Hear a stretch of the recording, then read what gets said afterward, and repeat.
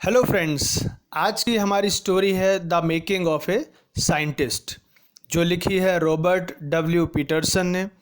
ये बहुत ही inspirational story है स्टूडेंट्स के लिए, क्योंकि ये कहानी है एक साइंटिस्ट रिचर्ड एच ईब्राइट की, जिनकी हॉबी थी कलेक्टिंग बटरफ्लाइज की, फॉसिल्स की, कॉइन्स की, और वहाँ से धीरे धीरे अपनी एक रिसर्च करते हुए उन्होंने बहुत ज़्यादा रिसर्च की बटरफ्लाइज में और फेमस साइंटिस्ट बने।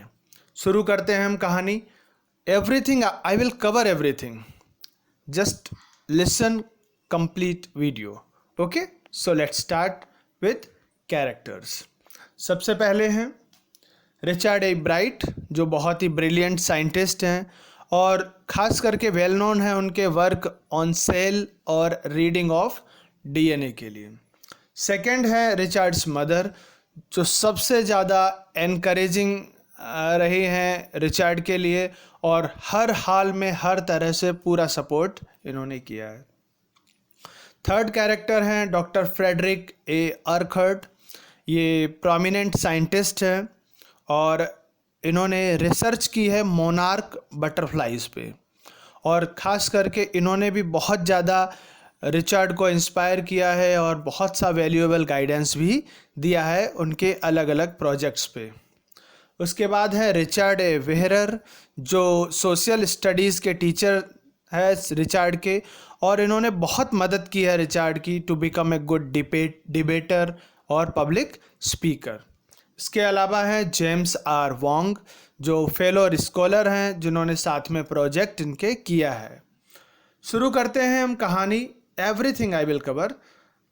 सो सबसे पहले सक्सेस एट यंग एज।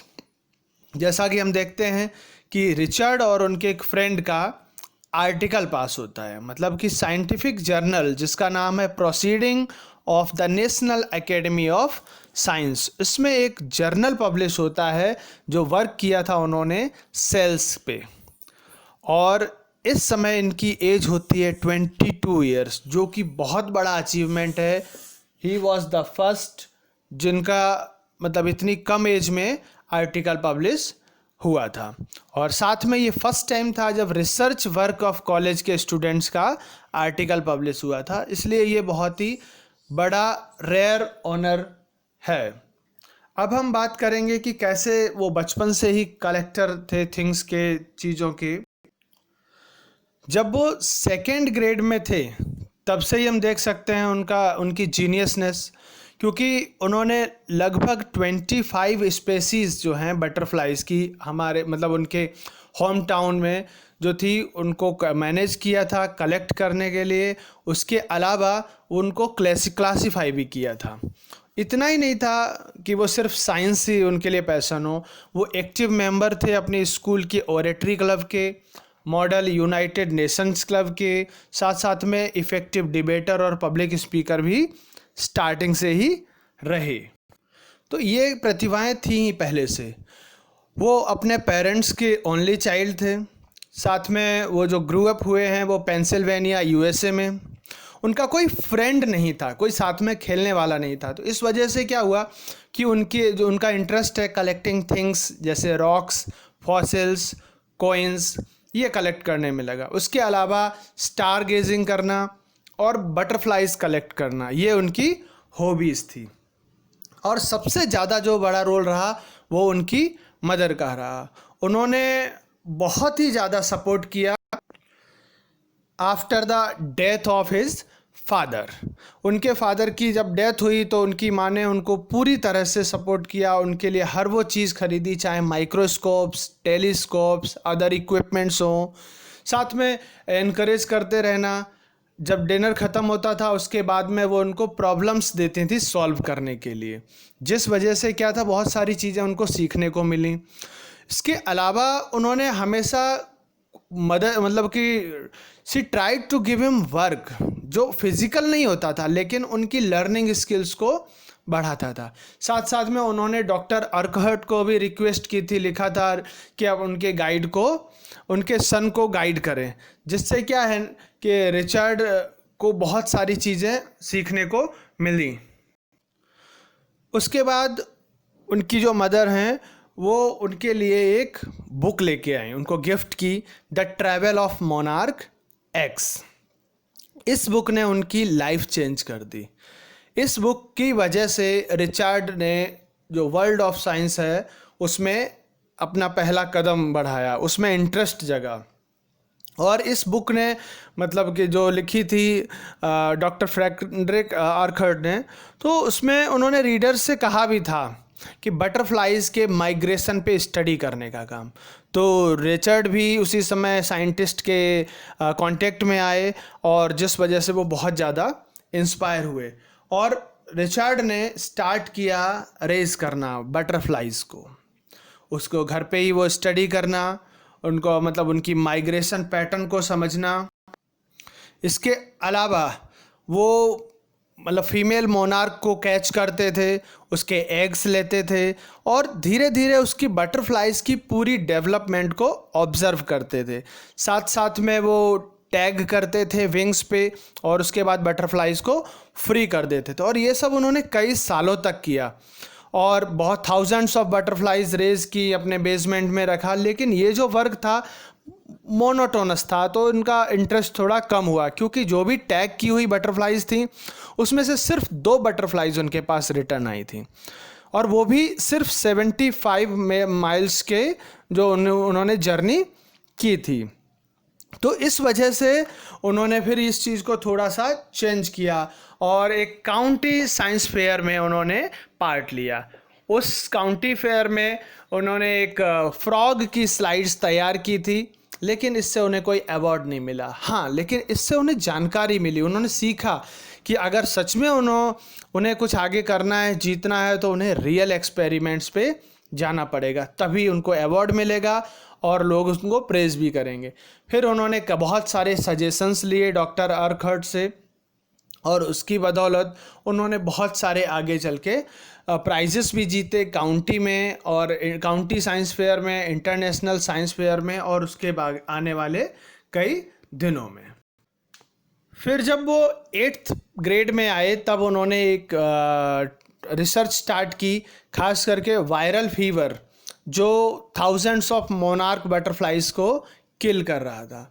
तो मतलब ये फीवर क्या था, तो उन्होंने सोचा कि शायद जो है एक बीटल अपने साथ वायरस कैरी करता है और इसी वजह से जो बटरफ्लाइज हैं उनकी डेथ होती है। तो उन्होंने क्या किया, उन्होंने कैटरपिलर्स को बीटल की प्रेजेंस में रोज करना स्टार्ट किया, मतलब रखा, लेकिन इससे कुछ प्रूव नहीं हुआ। ये बात एक्चुअली ये केस इस तरह का था ही नहीं, फिर भी उन्होंने मतलब इस चीज़ के लिए प्रोजेक्ट जीता। उसके बाद में एक और काउंटी साइंस फेयर होता है जिसमें वो एक्सपेरिमेंट करते हैं वाइस रॉय बटरफ्लाइज पे और वो प्रूव करते हैं कि किस तरह से वाइस रॉयज जो हैं बटरफ्लाई वो मोनार्क बटरफ्लाई को कॉपी करती है। वो किस लिए, वाइस रॉय बटरफ्लाई को बर्ड्स खा लेते हैं क्योंकि वो टेस्ट में अच्छी होती है और मोनार्क बटरफ्लाइज को खाती नहीं क्योंकि उनका टेस्ट अच्छा नहीं होता है। तो वाइसरॉय बटरफ्लाइज अपने आप को प्रोटेक्ट करने के लिए मोनार्क बटरफ्लाई को कॉपी करने लगी और इस प्रोजेक्ट ने उन्हें फर्स्ट प्राइज़ दिलाया जूलॉजी डिवीज़न में और ओवरऑल जो काउंटी साइंस फेयर था उसमें उन्हें 3rd प्राइज़ मिला। उसके बाद उन्होंने अपना वर्क चालू रखा हार्मोन्स पे। वो जानना चाहते थे कि क्या रीज़न है जो 12 गोल्ड स्पॉट्स होते हैं मोनार्क प्यूपा पे। तो वो और उनके दोस्तों ने एक डिवाइस मतलब बनाया जो प्रूव करे कि जो स्पोर्ट्स हैं वो ज़रूरी है, मतलब producing A hormone necessary for its development. Full क्यों हार्मोन्स ज़रूरी हैं ये मोनार्क के डेवलपमेंट के लिए, वो बताया उन्होंने। इस प्रोजेक्ट को भी उन्हें फर्स्ट प्राइज़ मिला काउंटी फेयर में। उसके साथ साथ में ही वो international science and engineering fair में भी उन्हें एंट्री मिली और वहाँ पर इस प्राइज़ को 3rd प्राइज़ मिला जूलॉजी में, इस फेयर में जब वो गए। तो उसके बाद उन्होंने अपनी रिसर्च को कंटिन्यू रखा मोनार्क प्यूपा पे और उसके बाद रिचर्ड ने सेल ग्रू किए from the wings of monarch butterfly और उन्होंने आगे प्रूव किया इस चीज़ को कि जो सेल्स हैं वो किस तरह से बढ़ते हैं, ग्रो करते हैं into scales of wings when they are injected with hormone from gold sports. तो इन सब बातों को भी प्रूव किया। ही कैरीड मतलब वो अपना वर्क चालू भी रखते हैं और उसके बाद में वो आर्मी लेबोरेटरी और laboratory of the US department of agriculture इस अपने वर्क को यहाँ इस डिपार्टमेंट तक लेके जाते हैं और यहाँ पर वो एज ए फ्रेशमैन 1 साल तक काम करते हैं और उसके बाद फिर से वापस laboratory of department of agriculture में वापस आ जाते हैं और केमिकल स्ट्रक्चर ऑफ हार्मोन पे अपना जो वर्क है उसको कंटिन्यू रखते हैं। इसके साथ साथ में एक नया आइडिया भी देते हैं वो सेल लाइफ के बारे में। उसके बाद रिचर्ड जो हैं अपनी स्टडी सेल और डीएनए के ऊपर कंटिन्यू करते हैं। रिचर्ड की जो रिसर्च है हार्मोन पे, मतलब कि हार्मोन वो एक आइडिया उन्होंने दिया है कि कितना ज़्यादा इम्पोर्टेंस है। तो ही बिलीव्ड, वो मानते हैं ऐसा कि जो उनकी स्टडी है वो बता सकती है कि how cells read their DNA, कैसे सेल्स जो हैं रीड करते हैं डीएनए को। ही और उनके साथ में जो उनके रूममेट, कॉलेज के रूममेट थे जेम्स आर वोंग, जो फेलो स्कॉलर्स थे, उन दोनों ने ही इस आइडिया पे खूब वर्क किया और साथ साथ में एक पेपर भी लिखा इस कंप्लीट थियरी को कि किस तरह से ये वर्क करता है। इस तरह से बहुत सारे अचीवमेंट्स मिले और रिचर्ड ने ग्रेजुएट कंप्लीट की अपनी 2nd पोजीशन से, जबकि टोटल संख्या थी 1510 में। 2nd पोजीशन के साथ में उन्होंने अपना ग्रेजुएशन कंप्लीट किया और वह ग्रेजुएट स्टूडेंट रिसर्चर बन गए। इसके बाद भी उन्होंने बहुत सारे एक्सपेरिमेंट्स जो हैं अपनी नई थियरीज को प्रूव करने के लिए करते रहे और उनकी जो थियरीज थी वो ऐसा क्या है, मतलब कि वो एक उम्मीद है कि एक नए वेज, नए नए रास्ते खोजेंगे बहुत सारी तरह की बीमारियों जैसे कि कैंसर या अदर डिजीज़ को प्रिवेंट करने में, खास करके उनकी सेल और डीएनए की।